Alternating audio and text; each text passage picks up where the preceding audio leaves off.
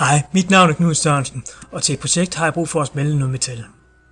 Så det jeg hermed søger penge til, er at anskaffe udstyr til metalstøbning for værkstedsfællesskabet OSA. I min søgen efter en let måde at smelte metal på, fandt jeg en video på internettet, som viser hvordan man smelter metal i en mikrobølgeovn. Da jeg i de følgende dage fandt ikke mindre end 3 kasserede, men stadig brugbare mikrobølgeovne, tog jeg det som et tegn på, at det var den rigtige metode at bruge. For at kunne smelte metal i en mikrobølgeovn, er man nødt til at have metal sammen med et andet materiale, som absorberer mikrobølger og omsætter dem til varme. En måde at gøre det på er at blande metallet, der skal smeltes med et flusmel, som absorberer mikrobølger. En anden metode er at bruge en smeltedil af siliciumkarbid, som også absorberer mikrobølger. Da metallet bliver meget varmt, skal man bruge et isoleringsmateriale for at beskytte ovnen. Her kan man bruge materialet aluminiumsilikat, som stopper varmen, men som er gennemsigtig for mikrobølger.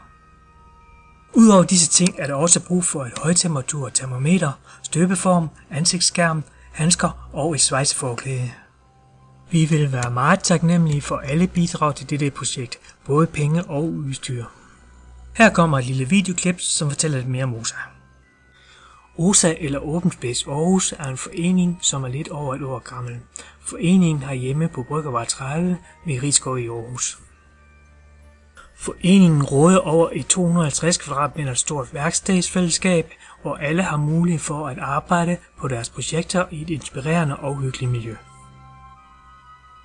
Her mødes studerende, iværksættere, opfindere, teknisk interesserede og andre innovative mennesker.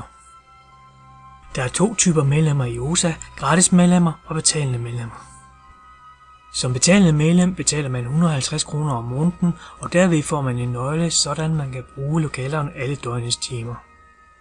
Så uanset om man er studerende eller iværksætter, som bruger lokalerne til værkstedsplads i dagtimerne, eller man er mere til at koble af med et inspirerende hobbyprojekt efter arbejde, så er man velkommen i OSA. Du kan finde mere information om OSA på osaa.dk.